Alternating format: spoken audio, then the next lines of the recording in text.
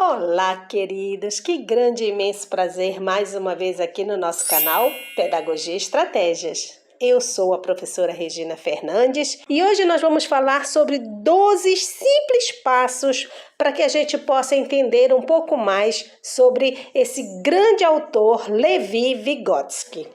Mas antes de entrarmos no nosso tema, você já sabe, que tal você se inscrever neste canal, curtir e compartilhar? Vamos lá?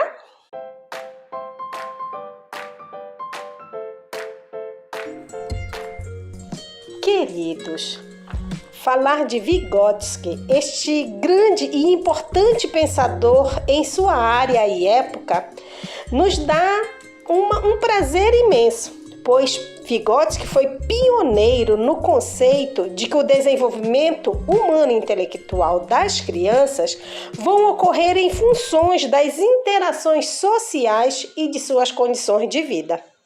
Assim sendo, os estudos pertinentes à sua teoria vai dar significado à ação do professor em contextos de sala de aula, porque vai permitir o entendimento acerca do desenvolvimento intelectual, social e cultural do indivíduo.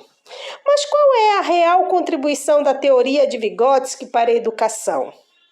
Ele nos traz uma de suas principais teorias relacionadas à aprendizagem do sujeito, que vai nos permitir compreender o desenvolvimento humano na sociedade, uma vez que este autor ele vai partir das interações como meio de se apropriar e modificar o mundo exterior, estabelecendo uma relação de interdependência. Assim, nós poderíamos dizer que um dos conceitos principais da sua teoria é que ele entende que as funções mentais superiores, elas são socialmente formadas e culturalmente transmitidas por meio da linguagem. Então, Vygotsky vai defender que por mais que o indivíduo tenha biologicamente potencial de se desenvolver, se ele não interagir com os outros, ele não vai se desenvolver como ele deveria.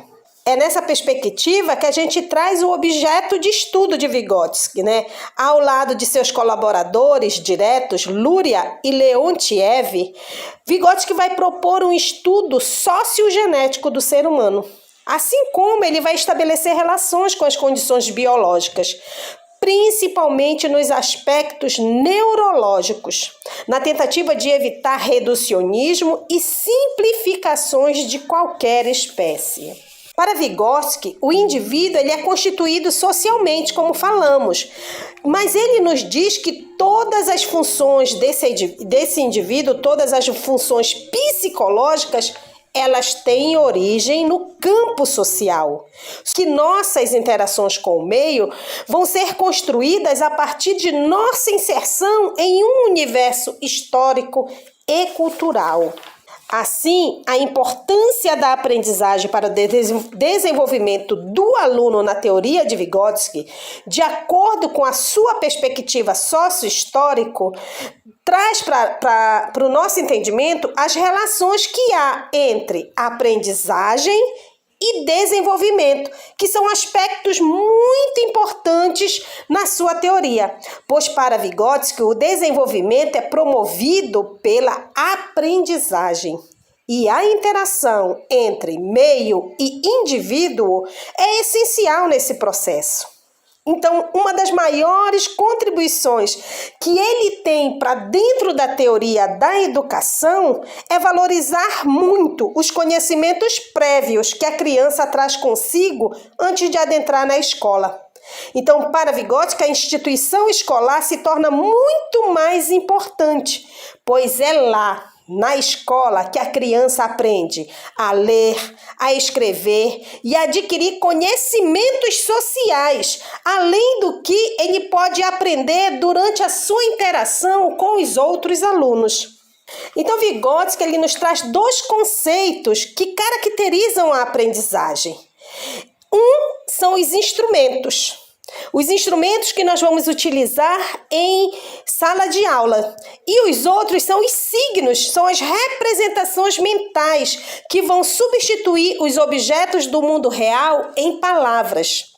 Segundo ele, o desenvolvimento dessas representações, instrumentos e signos vai se dar, sobretudo, pelas interações que levam ao aprendizado. Ou seja, cada vez que o aluno entra em contato com um objeto e este objeto tem um nome, tem um signo, tem um significado, o aluno vai aprender ainda mais a interagir com o seu meio social.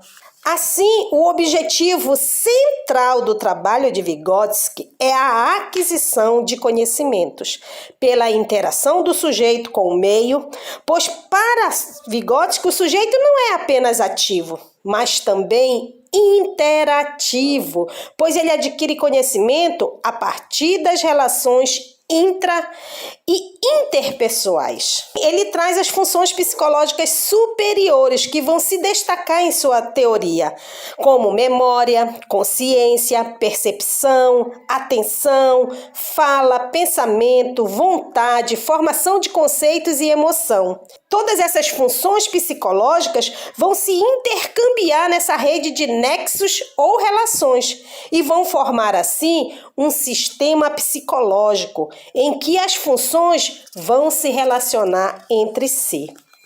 Então, os 3 pilares básicos do pensamento de Vygotsky vai ser sempre o aluno como sujeito de conhecimento, os conteúdos a que este aluno vai ter acesso e os significados que vão ser gerados a partir desse conhecimento. Então, para Vygotsky, o professor ele é um agente de extrema importância, pois o professor ele vai agir nesse caminhar, nesse intercâmbio entre o aluno e o conhecimento como mediador. Por isso que Vygotsky traz a zona de desenvolvimento proximal. Daí ele nos informar que nós temos que desenvolver 3 zonas dentro do contexto da sua teoria. A primeira zona é a zona de desenvolvimento real. É ali onde o aluno vai resolver os problemas de forma individual. É onde o aluno já traz aquele conhecimento consolidado. Por exemplo, o aluno já chega na escola sabendo comer, sabendo se vestir, muitas vezes, a não ser que ele tenha algum transtorno, algum déficit, né? Mas esse aluno ele já chega na escola com vários conceitos já aprendidos. Então, esses conceitos ele chama de zona de desenvolvimento real. É ali onde ele consegue resolver aquele problema de forma individual, porque aquele conhecimento já está consolidado. A outra zona é a zona do desenvolvimento proximal. E é aqui que a escola entra, é aqui que a escola começa a trabalhar este aluno, pois é nessa zona de desenvolvimento proximal é que nós vamos gerar estímulos para que o aluno chegue ao seu conhecimento potencial. É aqui que nós vamos gerar os estímulos para o aprendizado do aluno, para que este aluno vá para a zona de desenvolvimento potencial, que é a terceira zona, onde vamos resolver o problema com ajuda. Aqui o conhecimento ainda não está consolidado, mas ele vai se consolidar. E quando este conhecimento se consolida na zona de desenvolvimento potencial, este conhecimento passa para a zona de desenvolvimento real, porque ele já se consolidou. E nós vamos para o próximo passo, para o próximo conhecimento. Nós vamos levar o aluno para a zona do desenvolvimento proximal novamente, para que ele se aproxime desse conhecimento, para que ele possa gerar o seu potencial de aprendizado, onde nós vamos levá-lo novamente para a zona de desenvolvimento. E isto vai se tornar um ciclo na vida do indivíduo pela vida toda. Assim, a teoria de Vygotsky, ela pode ser aplicada na sala de aula. É desta forma que nós vamos montar o nosso plano de aula com base na metodologia de Vygotsky. É preciso que nós identifiquemos a zona de desenvolvimento proximal dos alunos e definir objetivos claros e específicos, propor atividades desafiadoras, mais acessíveis a cada série, a cada etapa, a cada idade dos alunos. É aqui também que nós vamos mediar a aprendizagem dos alunos e estar sempre abertos a adaptações e mudanças. O professor não pode ter um plano de aula fechado. O plano de aula ele tem que ser aberto. Nós temos que entender onde o aluno está. Quando ele sai da zona do desenvolvimento real, porque ele já aprendeu aquele conteúdo, e ele vai novamente para se aproximar do conhecimento, para a zona do desenvolvimento proximal, onde nós vamos gerar estímulos para que ele chegue ao conhecimento potencial novamente, onde a gente vai estar ali levando o conhecimento que ainda não está consolidado para este aluno, para que ele possa consolidá-lo, nós vamos ter que estar com o nosso plano de aula muito bem fundamentado, com o plano A e o plano B, para que este aluno aprenda e aprenda com maestria. E é isso, queridos. Eu espero ter trazido Vygotsky para você nesses 12 passos de uma forma bem tranquila. E eu espero que você consiga aplicar em sua sala de aula.